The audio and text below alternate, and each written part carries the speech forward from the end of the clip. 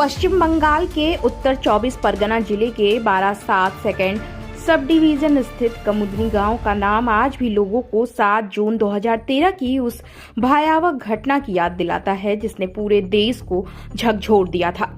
महिला की सुरक्षा और सम्मान पर राष्ट्रीय स्तर पर बहस छेड़ देने वाला यह मामला आज भी न्यायिक प्रक्रिया में है और पीड़िता के परिवार तथा स्थानीय लोग न्याय की प्रतीक्षा कर रहे हैं। 7 जून 2013 की दोपहर एक 20 वर्षीय कॉलेज छात्रा कमदुनी बीडीओ ऑफिस रोड से अपने घर लौट रही थी। रास्ते में उसका अपहरण कर लिया गया और उसे एक फैक्ट्री परिसर में ले जाया गया जहां उसके साथ सामूहिक दुष्कर्म किया गया। अपराधियों ने वारदात के बाद छात्रा की निर्मम हत्या कर दी और शव को पास के इलाके में खेत में फेंक दिया। घटना की खबर फैलते ही पूरे इलाके में आक्रोश फैल गया और राज्य भर में विरोध प्रदर्शन शुरू हो गए। घटना के तुरंत बाद स्थानीय लोगों ने मुख्य आरोपी को पकड़कर पुलिस के हवाले कर दिया। पूछताछ में अन्य आरोपियों के नाम सामने आए जिसके आधार पर पुलिस ने कई गिरफ्तारियां की। मामले की गंभीरता को देखते हुए जांच सीआईडी पश्चिम बंगाल को सौंप दी गई। जांच एजेंसी ने घटनास्थल पर आरोपियों के साथ क्राइम सीन रिक्रिएशन भी कराया जिससे सबूतों की कड़ियां जोड़ी गईं।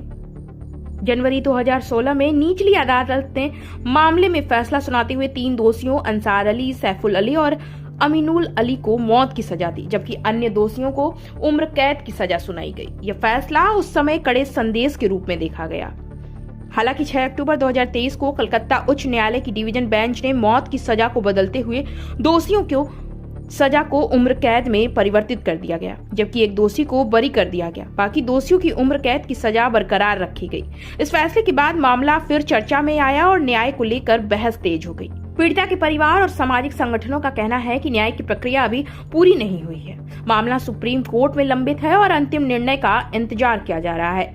कमदुनी कांड केवल एक आपराधिक मामला नहीं बल्कि महिलाओं की सुरक्षा, त्वरित न्याय और संवेदनशील प्रशासनिक व्यवस्था की आवश्यकता की याद दिलाने वाला एक प्रतीक बन चुका है।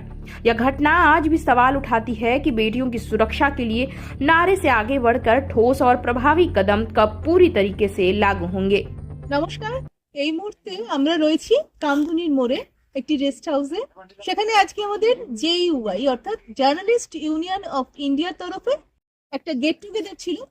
আমরা সকলে আসতে হয়তো পারিনি, দুর্গাপুর থেকে কিছুজন এসেছে, বর্ধমান থেকে এসেছে, উত্তর 24 পরগনা থেকে এসেছে। এছাড়া আর যারা দূর দূরান্তে আছে তারা হয়তো দূরত্বের কারণে আজকে এসে পৌঁছতে পারেনি, কিন্তু তবুও আমরা সকলে একত্রে আছি, একসাথে আছি। আজকের এই গেট টুগেদার সেটাই প্রমাণ করে। আজকে আমরা আমাদের মধ্যে পেয়েছি কামদুনির একেবারে যে লড়াকু মুখ মৌসুমীদিকে। আমাদের সঙ্গে আসার জন্য মৌসুমীদি অনেক অনেক ধন্যবাদ। একটু প্রশ্ন করব তোমাকে, তখনের কামদুনি আর আজকের কামদুনি কি পার্থক্য পাবে? তখনের কামদুনি যেমন কামদুনিতেই ছিল, আজকের কামদুনিতেই আছে। তখনের কামদুনিতে ছিল সমস্ত রাজ্যের নেতা মন্ত্রীরা যাতায়াত, আমার বাড়িতে আসা যাওয়া, তাদের ভীষণ ঢের সারা প্রতিশ্রুতি, তোমাদের এখানে কলেজ হবে, স্কুল হবে, গাড়ি চলবে, এখানে কোনো কিছু হতে বাকি রাখবে না। মানে ভোটের আগে কোনো যেমন আমাদের নেতা মন্ত্রীরা বাড়িতে গিয়ে দরজায় ঠোকর মেরে বলে যে তোমাদের কি লাগবে, সব যেমন প্রতিশ্রুতির বন্যা বয়ে যায় সেরকমই হয়েছিল। আজকে সেই জায়গায় দাঁড়িয়ে 2026-এ 2013-তে যা হয়েছিল সম্পূর্ণ আলাদা। তবে কামদুনিতেই আছে, শুধু প্রতিশ্রুতির বন্যায় বয়ে গেছে। আজ পর্যন্ত কোনো কিছুই হয়নি কামদুনিতে।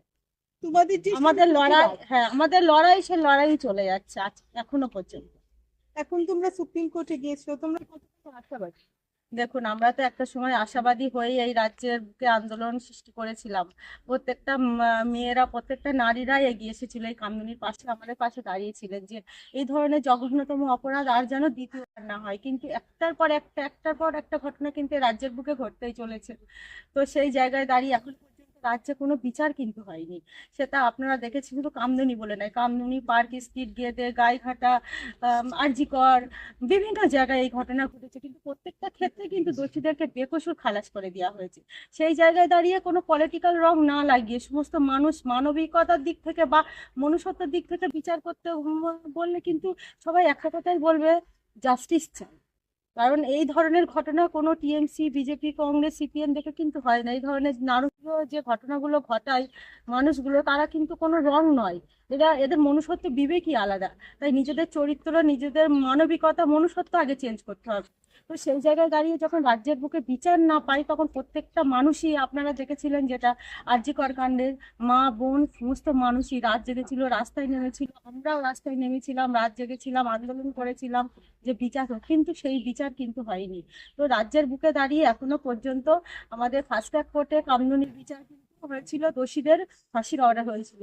তারপরে যখন দীর্ঘদিন ধরে যারা আসামি তারা হাইকোর্টে অ্যাপ্লাই করেছিল, সেখানে যখন দীর্ঘদিন ধরে কেস চললো, কেস চলার পর শেষে দেখা গেল যারা ফাঁসির আসামি তাদেরকে বেকসুর খালাস করে দেওয়া হলো, তাদেরকে ছেড়ে দেওয়া হলো, এবং দুজন এখনো পর্যন্ত আছে ভিতরে।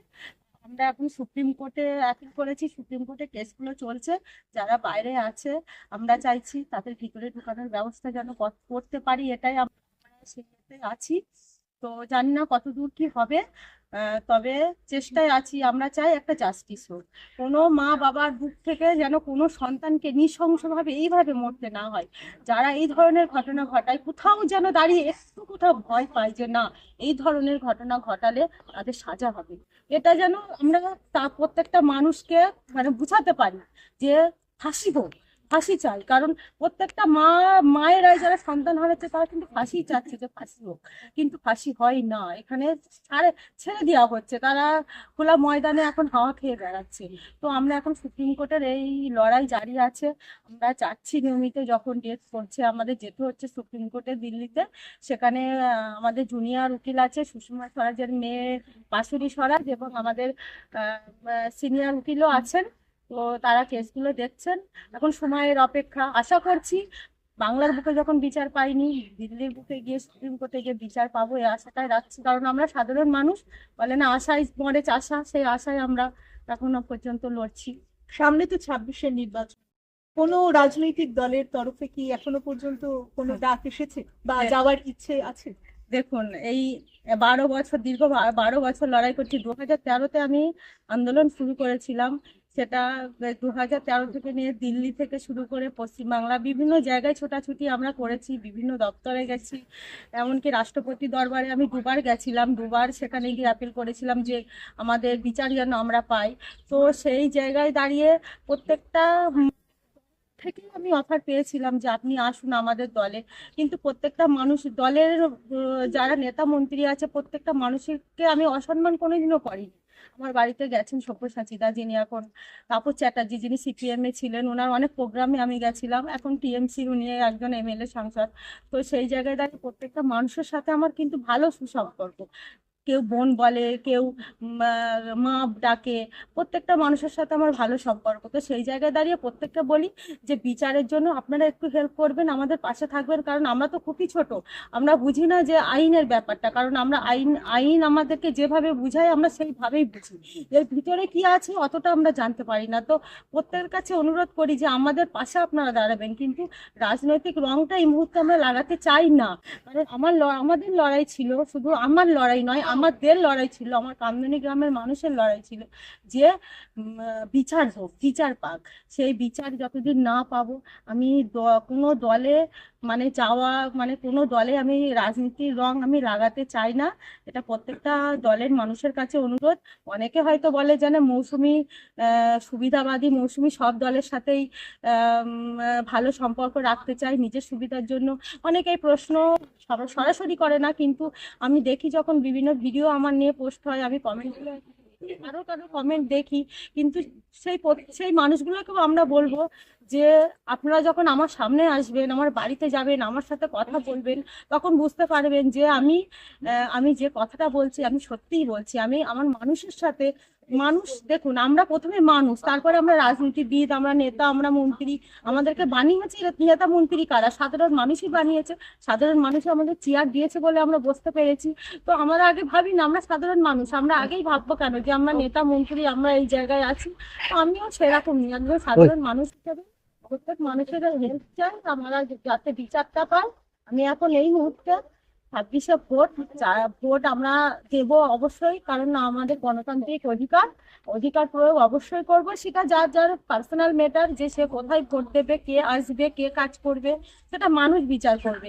সেই জায়গায় দাঁড়িয়ে আমি বিচার করার কেউ নয়, বা আমি এই মুহূর্তে কোনো দলে জয়েনিং করছি না। আমি প্রত্যেক মানুষকে চাই, মানুষ বুঝুক, ভাবুক, কাকে ভোট দিলে দেশের উন্নতি হবে, রাজ্যের উন্নতি হবে। অনেক ধন্যবাদ দিদি এতটা সময় আমাদের দেওয়ার জন্য। আর আমরাও জেইউআই এর তরফে চাইবো যেন কামদুনি সুবিচার পায়।